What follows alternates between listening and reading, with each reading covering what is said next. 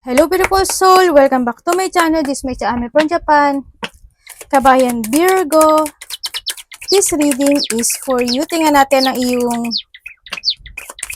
May 17 to 23, 2026. Maraming salamat muna sa mga subscriber, new subscriber, cross-watcher, at sa mga bagong pasok dyan. Welcome na welcome kayo sa bahay ni Ate Aimee. Salamat din sa nakataba ng puso niyo mga comments, sa mga nag-like, sa mga nag-hype ng aking video. Yan. Sa mga nag-subscribe, new subscriber, maraming salamat. At sa mga nagpa-reading din, God bless you all. At sa mga gusto magpa-reading na energy nyo lang gusto nyo makuha natin, all the details is in description below. Or pwede nyo akong i-message sa Facebook. Same lang din naman po ng name at picture nito. Kuha tayo ng iyong angel number this week, Virgo. May 17 to May 23. Starting over. Ano to? Okay. Meron kang 4, 10, 17, 30, 34, Sagittarius, Capricorn, Aries, and Cancer. Maaring connected kayo sa kanila, o yung mga number na yan connected sa iyo, or magkakaroon ka ng connection sa kanila. Okay, Virgo. Wow. Sabay na pawawa ko eh. Wow naman talaga. Diba? Ito yung situation of, it's more on good luck. Ganyan. There's a luck. Kumbaga, no? There's a luck. Kumbaga, more on positive kasi itong situation na to. Yun. There's a luck, growth, achievement, abundance, positivity, or higit pa sa hinihiling mo is darating sa iba sa inyo. Iba dito is expansion. Iba dito is may tao na hihingi ng tulong sa'yo, or may tao na susuportahan mo or tutulungan mo, or ikaw ito sa kanya. Vice versa, ha? Andito yung point na nakikita ko sa iba sa inyo na, kumbaga sabi nga nila, di ba, there's a rainbow after the rain. Ibig sabihin may matatapos, no? Na situation into your life. Kung sa aspeto ng buhay mo yan, kahit sa pamilya, connected, or sa pera, sa ganito, kung ano mga bagay na yan, nandun yung sitwasyon na yun. Sa iba naman sa inyo, is parang nahadun yung point na parang seek in ka ng mga information. Hindi ko alam kung mga iniisip ka na mga bagay na information, o may mga bagay ka na itatransform, mga ganyan, or may mga bagay ka na sisimulan or gusto mong simulan. Pwedeng nahado sa point na yun, no? Sa iba sa inyo. May nakikita akong matanda. Hindi ko alam kung sino yung matanda sa inyo o kung sino yung matanda na ito. Pero sa iba sa inyo is maaring itong matanda na to is may connected siya sa connected ang pera. Yun. Baka siya yun. Di ba sabi ko parang may hihingi ng tulong o tutulungan mo. Baka siya yun. Hindi ko alam basta may matanda ako nakikita. No? Sa iba naman sa inyo, is may makikilala kayo. Kung sa love life ito, may makikilala kayo na lalaki or babae man yan, matanda sa'yo. Ganun. Or vice versa. Or pwede rin sa mga connection yan. Halimbawa, sa trabaho mo, ganyan, mas maedad sa'yo. Ganun. Kung sino man siya. Pwede siya connected sa mga trabaho, negosyo, mga ganyan. O may mga mamimit ka na situation. And then also, is, ito na yung simula na makakaramdam ka. May mararamdaman kang peaceful of mind. Kumbaga, nandun sa point na yun. Hindi ko alam kung bakit. Bakit? Ano ba nangyari sa'yo, ha, Virgo? Kasi dito sa point mo parang may natapos eh. Para may magtatapos. Or parang may mga mariresolbahan, mga ganang situation. Para may mga growth and recovery sa iba. Nandun sa point na yun. Nasa bahay lang ba kayo? Iba kasi either wala kang trabaho, nasa bahay yung trabaho mo, or sa bahay ka lang, o nandun yung point na mas gusto mo talaga na nasa bahay ka lang and you feel relaxed doon. At doon yung nagkakaroon ka ng mga mental peace. No? Pwedeng nandun sa point na yun. And then, nandito rin yung point na ang nakikita ko sa iyo is either may tao na ko-connect sa iyo or makakareceive ka ng information, communication, or news. Pwedeng ganun, ha? or sa'yo or someone who's connected sa'yo sa family. Kasi may mga biglaang magaganap o mangyari. Warning lang naman po ito ha. Pwede nyo maiwasan to. Kaya kailangan nyo maging aware at alert sa situation. Meron ako nakikita na accident. Meron ako nakikita na doktor. Hospital, doctor, check-up, surgery, maybe. Kaya tanongin nyo yung mga connected sa inyo. Huwag nyo naman sasabihin na wala kayong pakialam sa family nyo. Kasi kung hindi nyo sila kausapin, edi pagdasal nyo na lang, di ba? Kasi parang may naano kong na comments kasi na parang hindi ata sila. Matagal na yun eh. Hindi ko alam kung kailan. Parang hindi sila good hindi ko alam kung dito yun eh, sa Virgo. Parang hindi sila good ng connect ng mga family niya. Tapos iba yung, wag naman kasi pwede nyo naman sila ipagdasal, di ba? Na sana maging okay sila, sana maging healthy. Kahit may mga samaan kayo ng loob. Yung ganun. Kasi pwede yan bumirang sa atin kapag ganyan inisip natin, ha? And then also, yun ang nakikita ko. Kung kailangan may mga papacheck up or kailangan ng maintenance, gawin ng maigi at kailangan na mag-upisa. Okay? Andun yung point na yun. And then, ang nakikita ko rin sa'yo is iba sa inyo may mga business no? O may mga negosyo situation, pwedeng may tao na mas matanda sa'yo, lalaki o babae man yan, kukonek sa'yo with comes sa pera talaga. Yun, may gain of wealth, abundance din ang sabi ko kanina, coming. And then also, may transformation, may new beginning na magaganap sa buhay mo. Ibig sabihin, may magtatapos talaga or may matatapos. Sa iba na niyo, mag-ingat kayo sa matatalim na bagay. Ikaw o sa mas connected kasi nandito din si family. Yan, pwedeng masugatan ka, matusok ka, mahiwa ka, madapa ka, basta may pain or may sugat. Sabi naman dito sa iba is there's an harvesting situation. Ibig sabihin, meron kang ginawa in the past na you will harvest it this time na magiging maganda. Ibig sabihin maganda yung result niya. No? Yun na nakikita ko sa iba sa inyo. Tingnan natin na yung angel numbers. 333, support, starting over. Oh, di ba? New beginning. Sabi ko sa'yo, may new beginning ka eh. 3-3 support. Oh, diba? May mga situation of parang family connected. Either may mga family reunions, family celebration, mga celebration situation, mga ganyan ako nakikita. Also, may mga pagbabago, may mga good news na darating, there's a high vibes, may mga message na makakamit, pwede may mga numbers. Baka nakakita kayo ng mga ganyang numbers o connected sa iyo yan Yan, pagbabalik ng lakas ng loob, accomplishment. Sabi ko sa'yo, may accomplishment na darating sa'yo. Sa iba naman sa inyo, spiritual development. Yan. And then, ang nakikita ko sa'yo is may joy. No? There's a joy coming sa inyo. Parang meron kang kinabibisihan this time. Hindi ko alam in what way. Yung iba kasi parang may nakita ko meron kayong kinabibisihan. Hindi ko alam kung this is your hobbies, related ba siya sa trabaho, sa negosyo. Parang meron kayong kinakapisihan ngayon eh. Yun ang nakikita ko. Physically, emotionally. Okay, we have the 3-3. Support. Also, 3 kasi is a growth. No? Yan, nakita ko. Growth, creativity, joy, community, vision, and talent. Yes, yun yung point na pwedeng may mga ipaprogress kayo this time. So, nakita ko sa'yo dito na handon yung point of mas magiging adventurous kayo this time. Nahando sa point of magpo-forward kayo sa mga plano nyo o kaya may mga need to progress. Mag-action kayo dito. May preparation ako nakikita. Hindi ko alam in what way. Siguro you need to prepare or something preparing situation happen.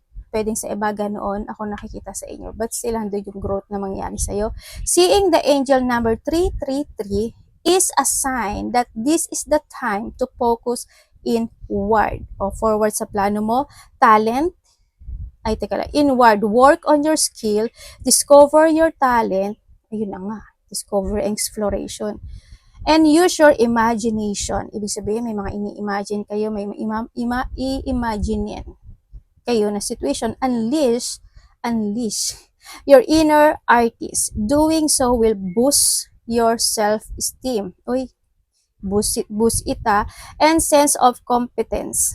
It does wonder for your sense of purpose and contribute to your community.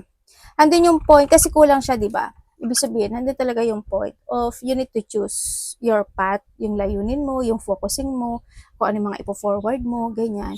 May mga bagay na kailangan mo ilaya yung sarili mo talaga. But still, nandun yung point na there's a starting over and new beginning happening here. Kasi 101 is the beginning din kasi yan eh.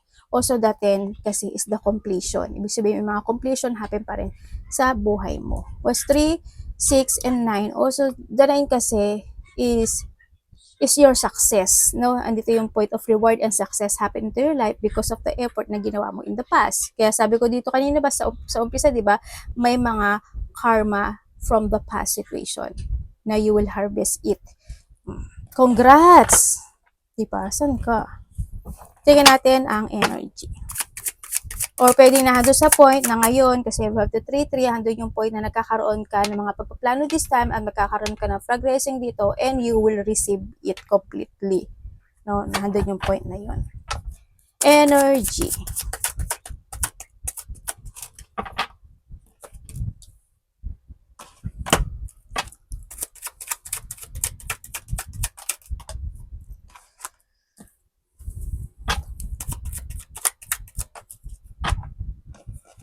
Okay, when it comes sa yung energy, ang nakikita ko sa iyo dito is medyo, ang nakikita ko sa iyo medyo moody yung energy na nakikita ko dito sa iyo. Siguro nandun ka sa point na may mga minsan okay, minsan hindi, minsan okay, minsan hindi. Ganyan. Pwede rin kasi na medyo low kasi yung energy, baka may mga sakit kayo o may sakit ka, kaya naglolo yung energy ano, sa iba sa inyo. Merong lalaki, pero may babae kasi ako nakikita. Well, sa iba ito may lalaki, babae man siya o lalaki, may tao na mag-open up sa'yo. When it comes to open up, siguro handun yung point na related siya sa mga pagsasaayos ng sitwasyon. Hindi ko alam in what way. Kung connected ba siya sa pera, connected ba siya sa mga bagay-bagay, o sa mga pang-araw-araw na sitwasyon, pwedeng nandun. Basta may mga pagsasaayos or something renewal maybe, or may mga something need na umpisahan or baguhin, pwedeng nandun sa point na yun. And then also, when it comes to yung energy is, nandun yung point na may mga pag-iisip ako na nakikita sa'yo na gusto mong tapusin. Or may mga bagay o pag-iisip na gusto mo ng umpisahan, nandun sa point na yun. Yun na nakita ko, may mga iniisip ka raw. Na mga bagay-bagay. Anak! May mga bagay ka na aksyonan, kumbaga. May mga iniisip ka na gusto mo aksyonan.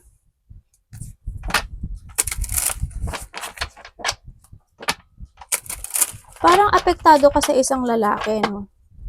Dito. Hindi ko alam kung sino yung lalaki. Parang nagkakaroon ng connection sa isang lalaki na medyo naapektuhan ka sa kanya. Hindi ko alam kung ano yun. Parating kay Virgo.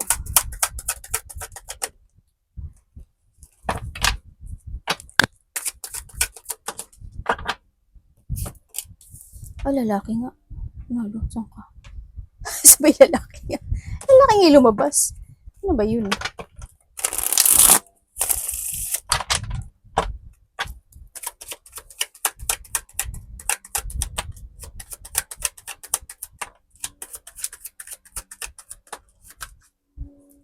Ha?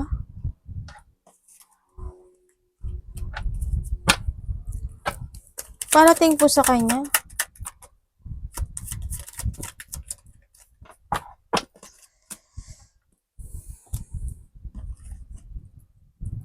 Kinakabahan ka? Okay ka lang ba? Ba't parang iba dito kinakabahan? Parating sa'yo. Uy! Galileo. Kakaroon ka ng disappointment sa taong malapit sa'yo. Or siya ito sa'yo ha. Kasi connected yung ano eh. Hindi ko alam kung masama ba pakiramdam niya or may pinagdadaanan ba siya na lungkot or may problema ba siya or may pera problem siya. Yun ang nakikita ko dito. Sa iba naman sa inyo is nandun yung point of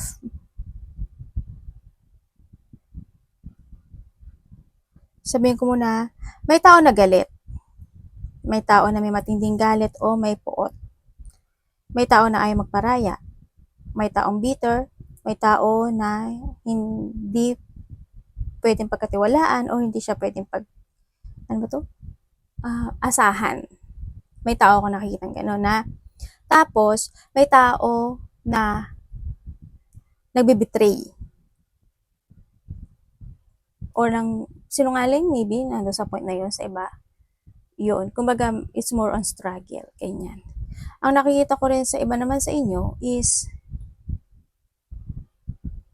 kung ano yung sitwasyon na naganap o nangyari noon na paulit-ulit na nagaganap sa inyo. No? This time is magkakaroon na doon ng tamang direksyon or matatapos na yun. Yun ang sabi dito. Kumbaga magkakaroon ng movement. Hindi ko alam kung saan aspeto ng buhay mo yon, pero kasi meron ako nakita na may sitwasyon ka raw na nangyaring paulit-ulit na ginagawa, paulit-ulit na nagaganap o nangyayari, or may mga hindi naging maganda, naging malas, naging unlucky, or naging delay, or na-delay. Ngayon hindi, ano siya ngayon, nag-move siya. Ang nakita ko dito, ibig sabihin, may move on, or may maganda ng patutunguhan yung sitwasyon.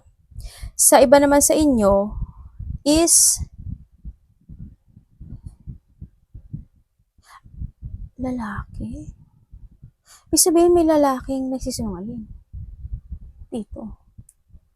May lalaking nagsisinungaling o lalaki o babae man siya, but there's a danger anxiety din. Tapos medyo emotional.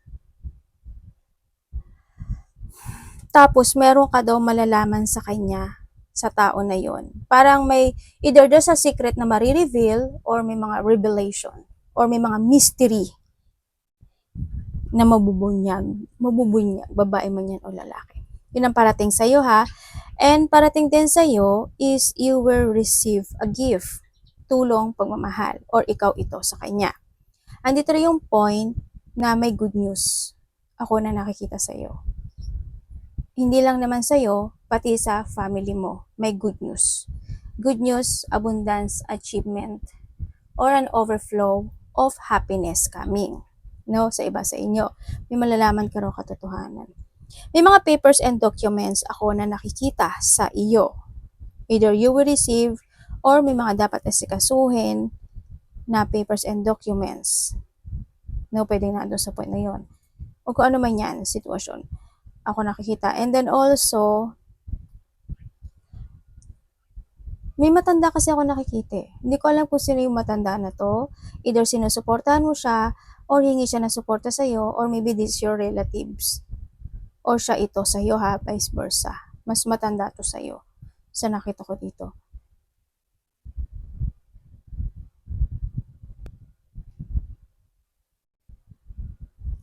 May unexpected naman din. Meron kang, alam mo may parating na hindi mo mapapansin mangyayari siya eh. Unexpected. As in, unexpected to eh.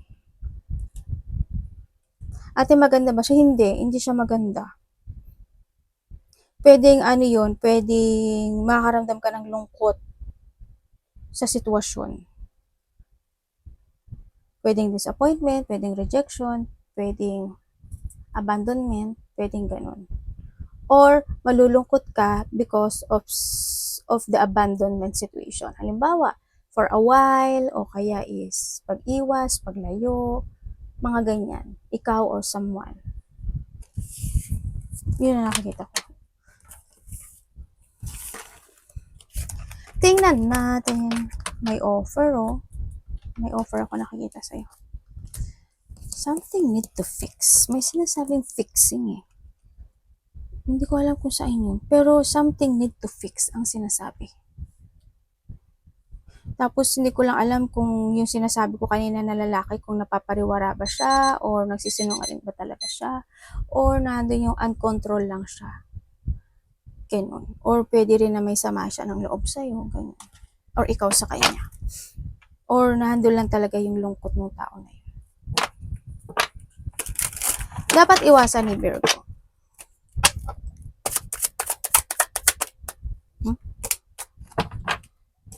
Lumakpak na. Lumabas na. Dapat pong iwasan.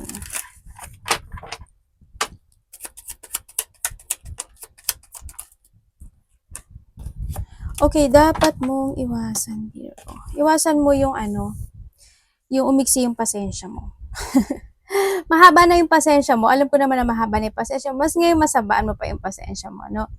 And, and syempre, Virgo, you need to be aware din sa sarili mo, no? Mga iniinom, kinakain, kung kinakailangan mo na mas maraming vegetable is needed, mas gawin mo, di ba? Yung mga dapat i-let go, iwasan, gawin. Iwasan mo na ma-stuck ka, ma-stagnant, o hindi ka bumitaw o lumaya sa isang sitwasyon na you feel is not pointless. Ganyan. Kung sa aspeto ng buhay mo yan, baka may mga ganun ka sitwasyon, di ba? O kaya baka tinatamad ka, syempre, tinatamad ka, pointless nga yun, di kasi sayang yung oras, panahon. Kung may mga bagay naman na kailangang ayusin, gawin, action, di ba? Why not? Example ko lang yun. Okay, and then iwasan mo rin is, syempre, yung magkaroon ng mga delay situation or i-delay yung mga bagay-bagay, ano, at hindi ka matuto sa nakaraan. Iwasan mo rin na hindi ka magkaroon ng awakening or may mga bagay na need to transform. May mga bagay na sitwasyon din na kailangan mo magkaroon ng self-evaluation sa sarili mo. Handun yung point na yon. Iwasan mo yung mga sitwasyon na pwedeng ka ma-frustrate. Minsan kasi, kahit na umiiwas ka sa frustration, hinahabol ka, no?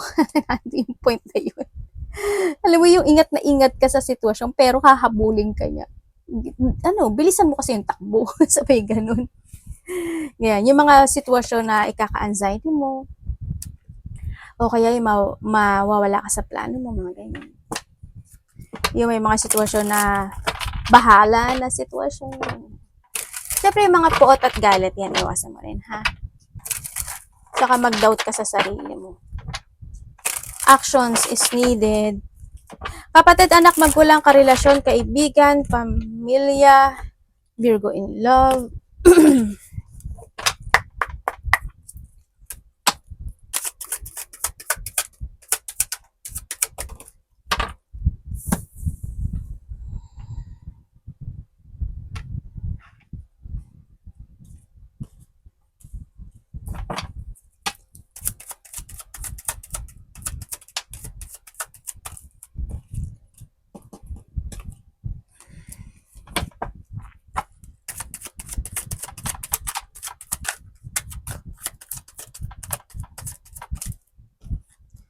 Okay, kung single ka, ay, balasahin natin.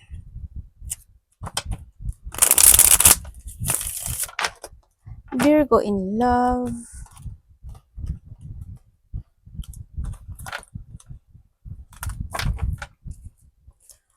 Okay, kung single ka, yes, meron ako nakikita sa'yo, oh.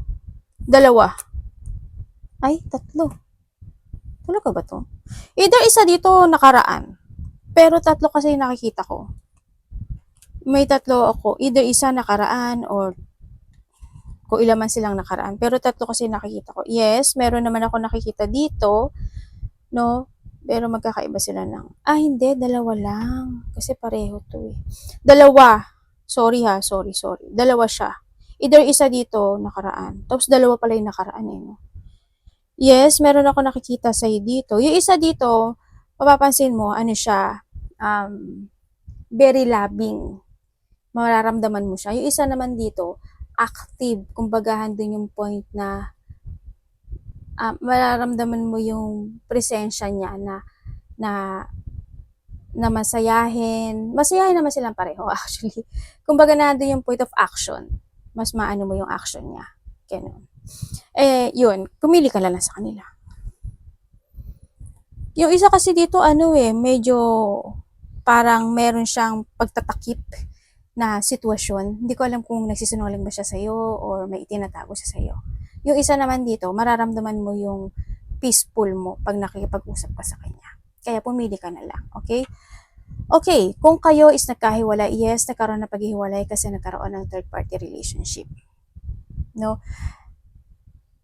Pero ang nakikita ko kasi dito is kung nagkahiwalay kayo, kung nasaan man itong taon na to sa iba sa inyo is may struggle siyang pinagdadaanan this time. Sa iba naman sa inyo is itong tao na to is nagkakaroon siya ng struggling this time pero gusto niyang bumalik. Pero hindi niya alam paano. But feel sorry siya. Sa iba ganun ha. Yun nakita ko dito. Kung kayo naman is may third party relationship, yes, meron. Kung bagahan dito sa sitwasyon na to, hando na lang yung pagpepeke ng bawat isa, no? Yung pinepeke nyo na lang yung isa, bawat isa sa inyo, ganyan. Nagpaplano, pero hindi makapag-desisyon. Alam mo yun, nandun sa point na yun. Well, nasa sa inyo naman ang ang huling halakhak nito, no, sa may mga third party relationship. Pwede rin naman kasi na iba sa inyo, meron na rin kayong pinagkakaabalahan. Bukod sa asawa nyo, or sa karelasyon nyo, kahit na alam niya may third party, meron kayong pinagkakabalahan na iba or siya ito sa'yo, vice versa ha. Kung kayo naman is walang third party relationship, you love and support to each other, may mga time lang siguro na may mga time lang siguro na hindi masabi yung gustong sabihin ng bawat isa, ikaw sa kanya or siya ito sa'yo, nandun sa point na yun. But still, handun yung mga excitement situation pagdating sa sitwasyon. Andun yung you want to protect or gusto kanyang protektahan or andun yung gusto kanyang depensahan. Kaya kanyang panindigan, they give effort and hard work pagdating sa connection na to or this is you. Yun nga lang, isa sa inyo malalim din mag-isip or both of you malalim mag-isip. May marireceive ka ata sa kanya or you're giving something dito pero handun yung mental peace or peace of mind pagdating sa inyong dalawa, no, sa nakita ko. Both of you kasi strong yung connection sa nakikita ko sa iyo dito. Yun nga lang, ang lang kasi is yung mga bagay na hindi masabi ng isa. Yun ang nakikita ko ha. Dito. But nandun naman din yung work it out na nagbibigay kayo ng effort sa isa't isa. The best din naman yun. Handun yung devotion, handun yung love and care and devotion. Handun yung calmness, kumbaga, no? Handun yung trust and handun yung compassion. Yun. Mahaba naman din yung PC ng isa or both of you, mahaba yung PC. Yun ang nakita ko sa relasyon. Sa walang third party. Tingnan natin yung money. Money ni Virgo.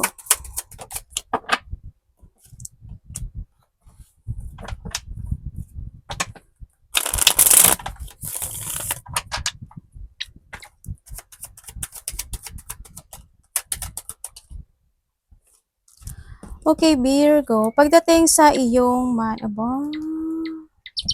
saan ka? Okay, pagdating sa iyong money, ibig sabihin, yung iba sa inyo, either may magbibigay sa'yo, anak, either may magbibigay sa'yo ng suporta or may susuportahan ka. Connected ang pera. Sa iba sa inyo, pagdating sa pera, there's a lack. Yung hardship na pinagdadaanan mo in the past o may mga hardship na pinagdaanan in the past, ito na yung ending. The hardship is ending, kumbaga. There's a lack, improvement of finances, recovery, and then also is hardship is ending. Kumbaga is andito na rin yung pagbabalik ng strength mo or andun yung positive change happen sa pera mo. So iba sa inyo may marireceive ka raw or may bata na tutulungan mo siya. Di ba sabi ko may support? Kasi andito rin yung support. Yun. Iba sa inyo may mga kayo na pinamumunuan. Either may business ka, malaki o maliit, or you're the leadership kung sa trabaho mo yan, or may nililid ka. Yun, ang nakita ko dito. Kung titingnan ko dito, improvement ito ha. Yun. Nagkakaroon na ng mga improvement or nandun yung development, handi pagiging practical mo rin or you need to be practical sa iba, syempre. Pero dito wala kasi akong pangat na nakita, pero changes is coming. Ibig sabihin, may mga exciting opportunities na mangyayari sa'yo at handa na rin yung revert pagdating sa iyong kaperahan, Kumbaga, yung mga hardship na triumph na nangyari in the past is ending yon. Kumbaga, you were receiving and iba sa inyo is, alam mo yung pagbubukas ng magandang simula pagdating sa pera. Siguro may magtatapos talaga sa buhay mo. Halimbawa, tapos ka na sa bayad ng utang, kaya mas magiging magaang yung iba ng, mas magiging magaang yung kaperahan nyo this time. There's a luck kasi ako na nakita sa inyo. Yun na nakikita ko dito sa'yo. Baka may bata namang lambing sa'yo pagdating sa pera. Mas bata to sa'yo. Or sa iba naman dito, mas taong mas bata sa'yo na magbibigay sa'yo or tutulong sa'yo or makaka-receive ka, parang gano'n. Basta may receiving situation. Yun na nakita ko sa'yo. Pero maganda yung mangyayari sa pera mo. Congrats. Arigato namaste, God bless.